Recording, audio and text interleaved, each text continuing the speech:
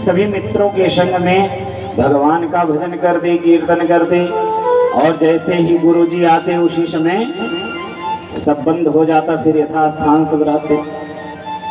एक दिन भजन कर ही रहे थे, उसी समय गुरुजी प्रवेश कर गए। अब वो सोचे कि कैसे डांटे, कैसे डांटे, डांटे तो कोई सुने ही नहीं, इतना लीन भजन में।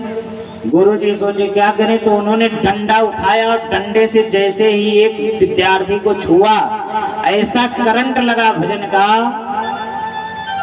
आप देखते होंगे किसी को करंट लग जाए तो जिसे करंट लगता है और उसे कोई छूता है तो उसे सबसे ज्यादा लगता है। अब जैसे ही प्रहलाद जी के मित्रों को करंट तो लगा था भजन का तगड़ा, भजन खूब कर रहे थे, कूद रहे थे, उछल रहे थे, नाच रहे थे, गा रहे थे, और जैसे उन्होंने डंडे से छुआ तैसे उनको भी करंट लग गया, और ऐसा करंट लगा वो भी लगे नाचने।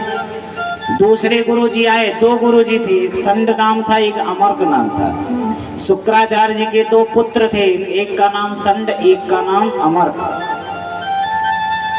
संड अमर्क दोनों आकर के एक दूसरे को जैसे छुए, सब लगे नाचने, सब लोग भजन करने लगे।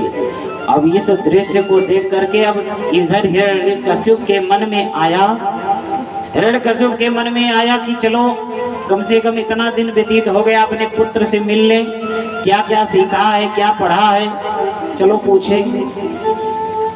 आए देखे तो इधर तो दूसरी ही लगन लगी है भगवान को पाने की।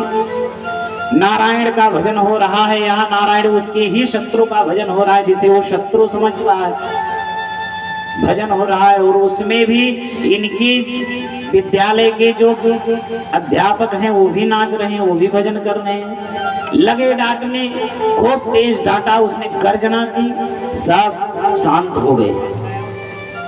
डांटने लगा हिरण्यकश्यप, अरे ये तो विद्यार्थी हैं, ये तो कुछ समझ नहीं जा रहे हैं, कुछ समझदार नहीं हैं, तुम तो समझदार हो, तुम्हें तो पता है कि नारायण का भजन करना यहाँ मेरा अपराध है, हमारे इस राज्य में कोई नारायण का नाम भी ले ले तो अपराध है, तुम्हें नहीं पता।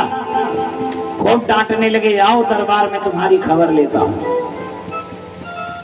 दरबार लगा, दरबार में पूछने लगा, दरबार में संड पर हाथ जोड़ करके कांपने लगे कि स्वामी जी, प्रभु मैंने कुछ नहीं किया है, न जाने कहां से सीख करके आया, मैं जो सिखाता हूँ वो सीखता ही नहीं है, और ये न जाने कहां से सीख के आया है, और ये ऐसे अनाप शनाप काम करता रहता है। सभी विद्यार्थियों को इकट्ठा कर लेगा, कहीं पूजा शुरू कर देगा, कहीं कीर्तन करने लगेगा, कहीं भजन गाने लगेगा।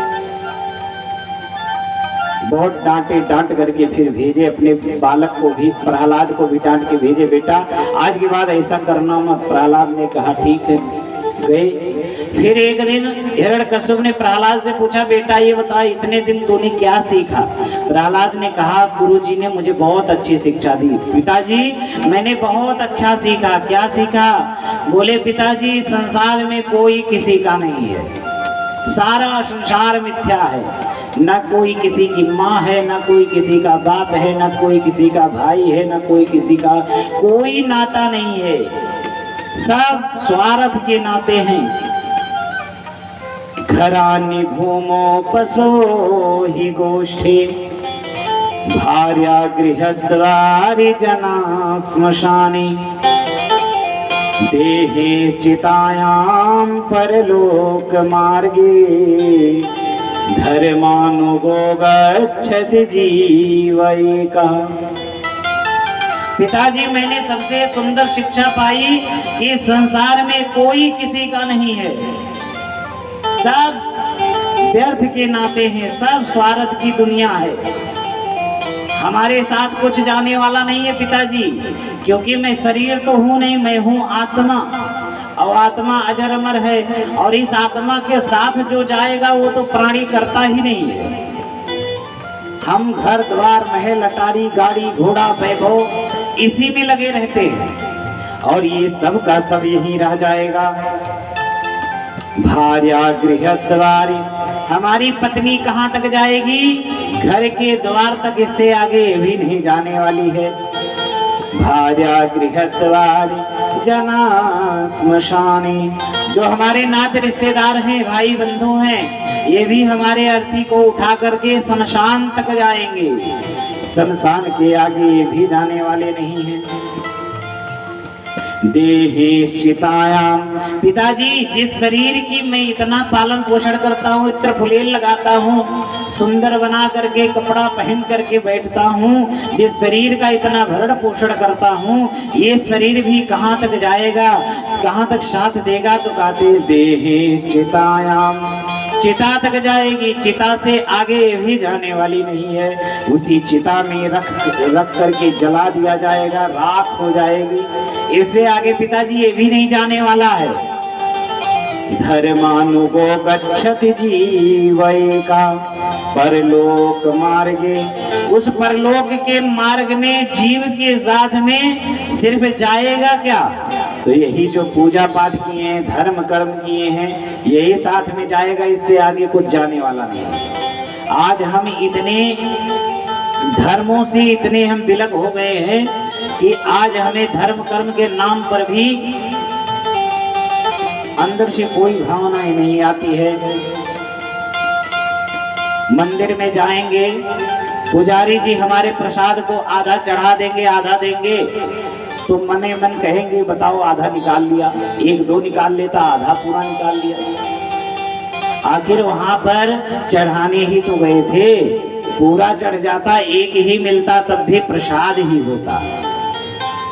वहां पर चढ़ाने गए थे, हनुमान जी महाराज हमारी मनोकामना पूर्ण करें, हम 1.25 किलो लड्डू चढ़ाएंगे, 1.25 कुंटल लड्डू चढ़ाएंगे। तो जब 1.25 किलो 1.25 कुंटल का आपने संकल्प किया है, तो 1.25 कुंटल 1.25 किलो पूरा चढ़ाओ। प्रसाद तो वहां पे जो पुजारी जी दे दे वही प्रसाद है। लेकिन हम सिर्फ दिखावे का धर्म करते हैं, और धर्म दिखावे की चीज नहीं है। एक सेठ जी थे, वो कभी तीर्थ यात्रा करने नहीं जाते थे, कभी नहीं, न कभी तीर्थ यात्रा करने जाए, न कभी दान करें।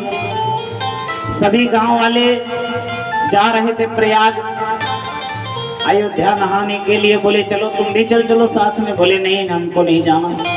बोले अरे चल चलो, बोले नहीं हम एक पैसे भी खर्च करने वाला नहीं। बोले चलो, गांव वाले सोचेंगे चलो आपकी इसको लेकर ही चले कैसे भी करके, चाहे अपने ही पैसे से ले जाना पड़े, अब की इसको लेकर चलो, कम से कम बेचारा जीते जी तीर्थ यात्रा कर ले। गांव वाले कहे कि चलो पैसा हम देंगे, किराया हम देंगे, तुम्हारा एक पैसा भी नहीं लगेगा, तुम चलो। गांव वालों के किराए से वह सेठ गया। अब सेठ गया तो अब तीर्थराज प्रयाग में गया, तो वहां पर सब नहा रहे थे, पंडा के घाट जहाँ पंडा जी थे वहां पर नहाए, सब दान करें, सब बछिया छुएं, हाथ में जो कुछ उसके रहे वो अपना लोग अपना जो जिसके पास है वो दान करे पंडा जी को। अब ये सोचे कि अगर पंडा वाले घाट पे नहाए तो कुछ ना कुछ देना पड़ेगा, तो ये सोचे अब क्या करें, नहाना भी जरूरी है। गांव वाले जब लेकर चले आए हैं तो नहा ही लेते हैं, तो अब नहाएंगे तो पंडा को दान देना पड़ेगा। तो अब सोचे, सेठ जी बैठ करके सोच रहे थे कि करें क्या।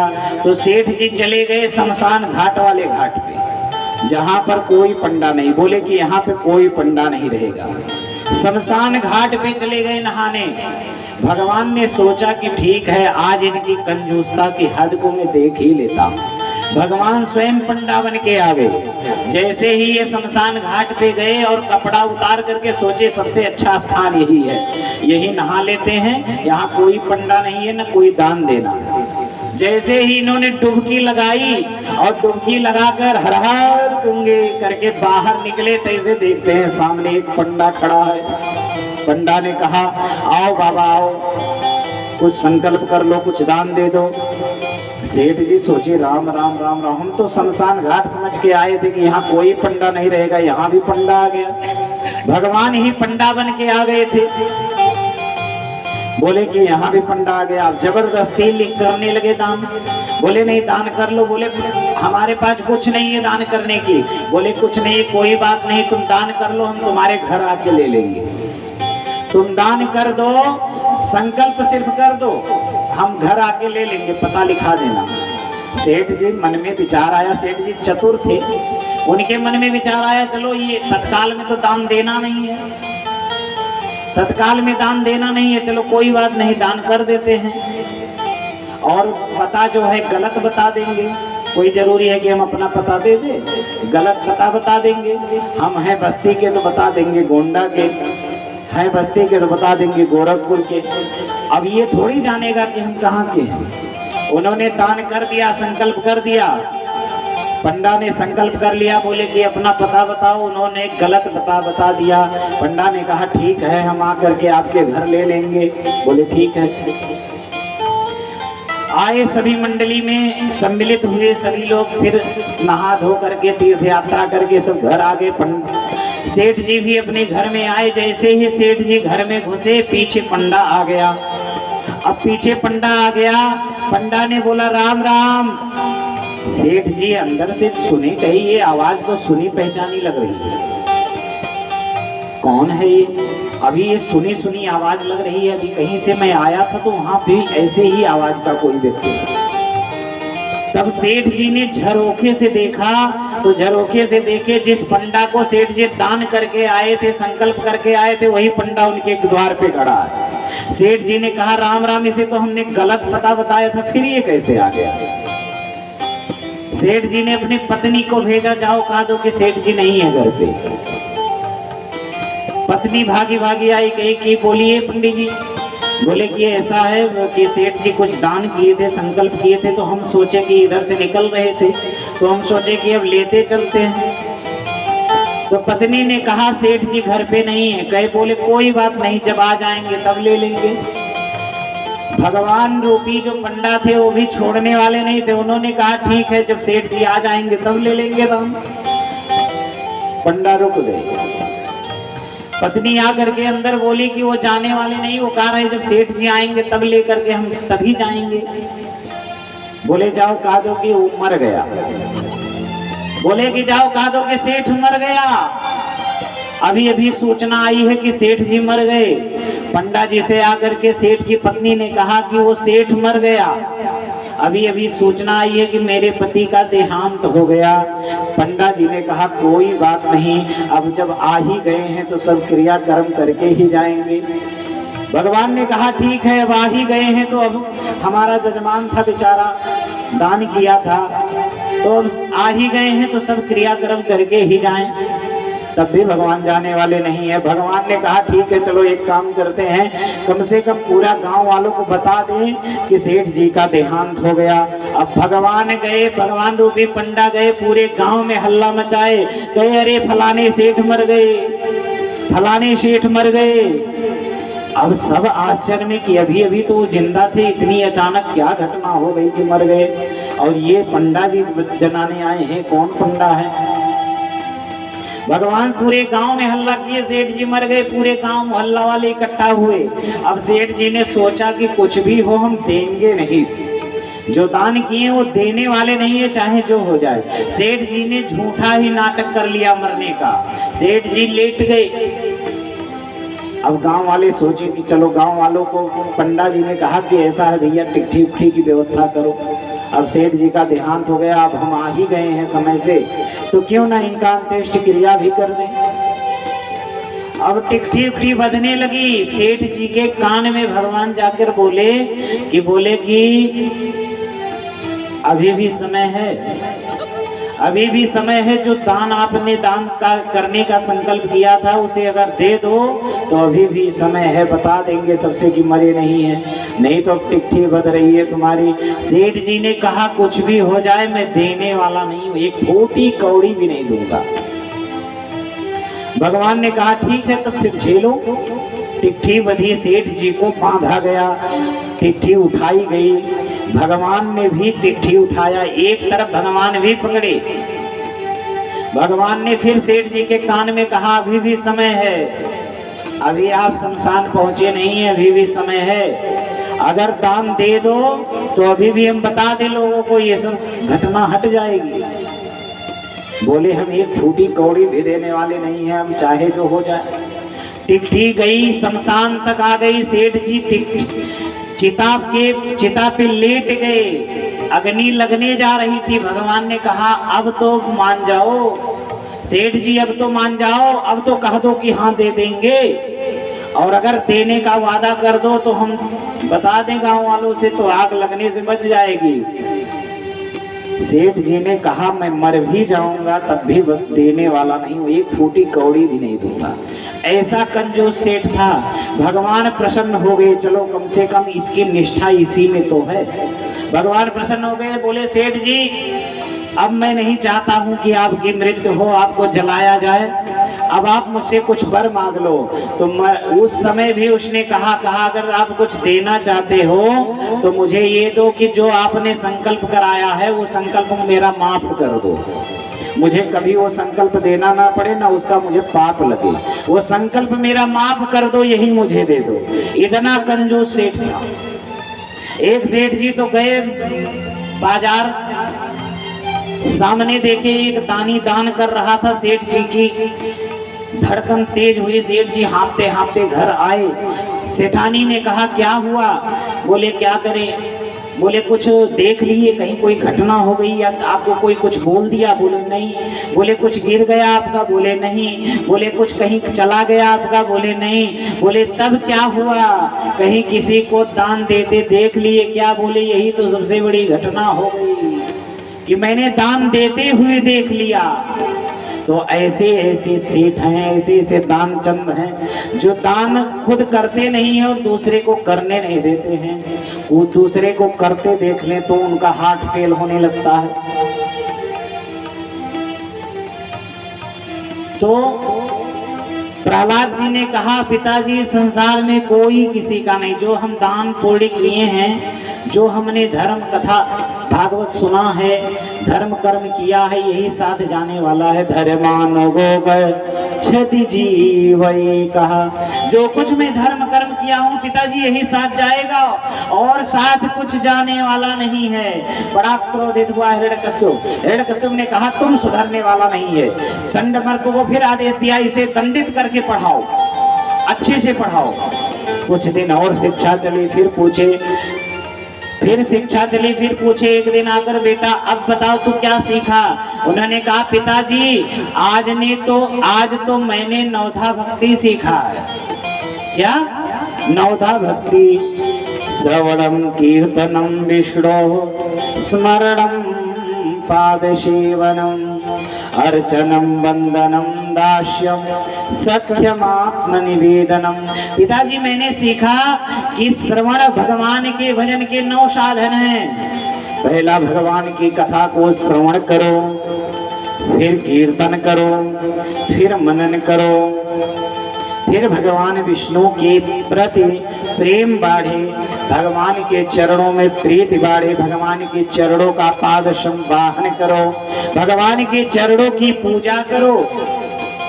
अर्चनम वंदनम दास्यम, वंदन करो, दास्य भाव रखो। सख्यमात्म निवेदनम, भगवान के प्रति सखा भाव रखो और अपने आप को भगवान के ही चरणों में निवेदन कर लो। और एक ही बात गाओ,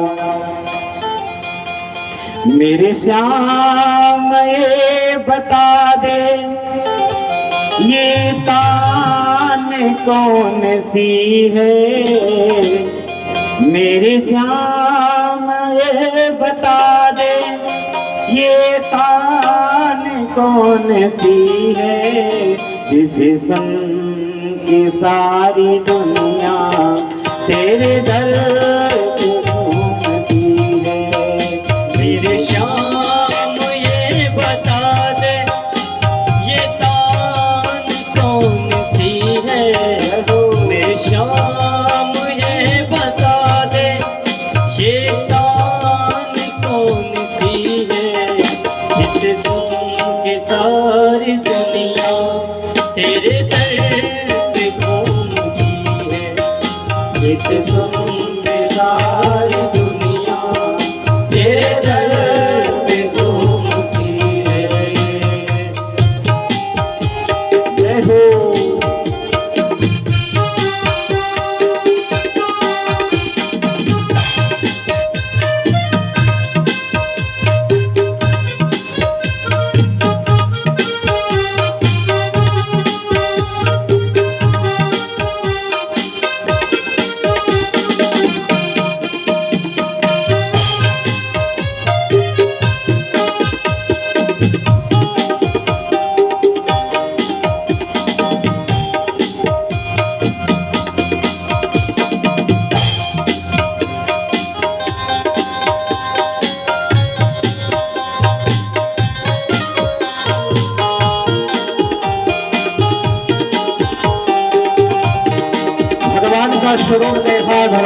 स्वरूप को देख करके चिंतन करें।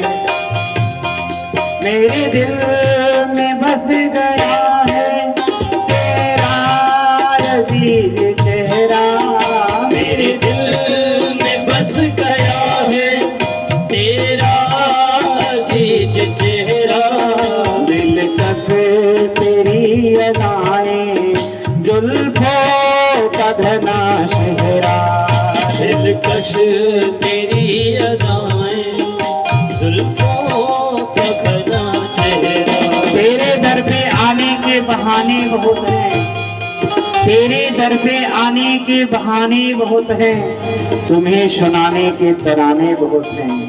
कभी मौन न बैठना ऐ मेरे प्रियतम, तुम्हें हंसाने के दीवाने बहुत।